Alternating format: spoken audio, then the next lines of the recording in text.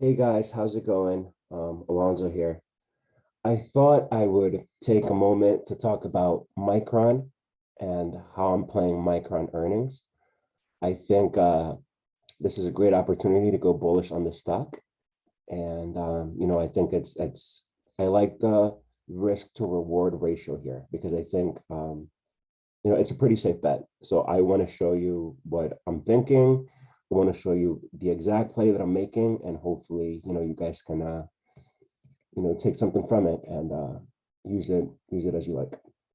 So Micron, why Micron, right? So I like Micron because I I think the semiconductor shortage isn't over yet. I think we're still going to need more. The demand is still there. The supply is still not there. So there's no meeting the shortage as of yet. So companies like Micron, Intel, Nvidia are going to see a lot of demand for their products in the near to mid-term future. So with that said, also if you guys follow, some of the memes, Nancy Pelosi is also bullish on Micron, so that's something to keep in mind. We're rebounding. The S&P 500 just had a really good week. The trend seems to be changing. It seems to be going favorably. So let me show you what I'm looking at, and then you guys can take it from there. So um, let me show you a clean one. All right, let's look here, right? Let me just for a second, just remove everything, right? I'm going to remove all studies. Yes, remove, yes. Okay, so this is a clean 1 year chart, right? 1 year chart. So let me move my face. All right. So here I see one thing. Stochastic is very low. The stochastic is telling me that this stock is oversold, right? What I would like to see is for this to come up, kind of like it did here, right? And you could see how the price behaves in relationship to that change. And it would look something like this, right? Let me show you trend.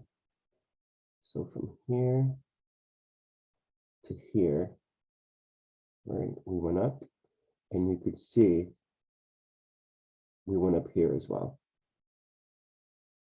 So the stochastic is a pretty good indicator. So when I see it low, I expect a change. So the stochastic is low, and with earnings coming up, that's a good sign, right? So I'm going to remove that. The other thing I'm looking at, let me show you my handy dandy Fibonacci for the fibs. So I'm going to go to the high. I'm going to go to the low here. Okay. All right, so we're here at 77, right? So I like to use the Fibonacci as support and resistance. So I'm looking at 81.98, basically 82 and 86 as potential targets for next week. 82 and 86 as potential targets. Remember that, right? I'm also going to make another video talking about Fibonacci retracements, but the 38, the 50, and the 61 are the most important in summary, right? So right now we're hanging out around the 38% retracement. I'm envisioning the 50 and the 61 as potential targets. So 81, 85. I'll just leave them there. It'll make it easier. Okay. So let's go to those are two things I'm looking at. I'm going to go to the trade tab I actually have something open with them for today. I'm going to go to the trade tab, and I'm going to look at April 1st. So how do I know? Let's take a step back. How do I know that they're having earnings in the first place, right? I have earnings set up so that it would show me when earnings are coming up. You could see them here. These are the results. I like to go to the Analyze tab. You're going to go to Earnings, and it's going to tell you the date. Earnings scheduled March 29th. March 29th, that's next week. So that's how I know earnings are coming up. All right, so I'm going to go to April 1st because that's the following Friday after the earnings. And this is the play that I'm going to make. It is a diagonal, and I'm going to show you why. So all you're going to do is go to 70. You're going to right click. You're going to hit buy, and you're going to hit buy diagonal. Right, there's a 16-cent debit because it's 69, but don't select 69. Select 65. And then now you're going to get a 41-cent credit. So for one of these spreads, it's going to look like this. It's going to cost you $1. You're going to get a $40 credit, and you're risking $460. And let me show you what this looks like and why I like it. You're going to right click, you're going to go to Analyze Trade. You're going to hit Risk Profile under the Analyze tab. And I want you to look at this. Okay. Always get in the habit of hitting Reset Parameters and Date, and also sets laces to break even for 2. So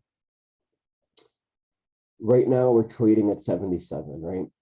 With this particular spread, if the stock goes up, I'm going to make, if you look, I can't move the mouse and also highlight it, but if you look at the left, it says $45, right? 45.13. You're looking at the turquoise number. So by expiration, if after earnings, the stock goes up, it doesn't matter. It could go to 100. It doesn't matter. Anything over, well, basically anything over 68, I'm in the green. I'm making money. But if it goes up from where it is now, I'm going to make $41 approximately. If it goes down to 70, it would be even better. I'm making 130 at expiration. And only if it goes below 70, I start to lose money, right? So a few things. It's already oversold as it is. So I don't think it's going to go much lower from here. I think their earnings are going to be positive. So I don't see a lot of risk of us going below 70. And also, I'm giving myself a lot of margin for error. If you look at trade, the expected move is $7.42. And here, my trade is giving me more than that to stay. So even if it goes down by the expected move, I'm still making money. If it hovers around here, I'm making money. And if it goes up, I'm making money. So, and three of the 4 possible scenarios, I'm making money. If it stays the same, I'm making money. If it goes up, I'm making money. If it goes up a lot, I'm making money. If it goes down, I'm making a lot of money. If it goes down a lot, only in that scenario am I losing money. But it gives me time, right? Because of the volatility crush. If it goes down, I have the option of capping my losses pretty quickly because it has to go through my max gain before it goes down. So depending on how much you have to invest, right? This is something that I would go as far as 5 personally. I would get 5 of these spreads, and the most likely scenarios I'll make 190, 192. If it goes down, make 600. If it goes down a lot, but I don't see this as a possible scenario. So this is my play. It's called a diagonal spread. You're making the most of the volatility crush that's going to happen after earnings, and you're giving yourself. Don't necessarily go by the winning percentage here because that can change at any minute. But just understand you're giving yourself, a very large margin for victory here, and a small loss for a medium gain. So I really like the risk to reward here. With that said, I hope you guys like the video. If you have any questions, please let me know. Have a good one.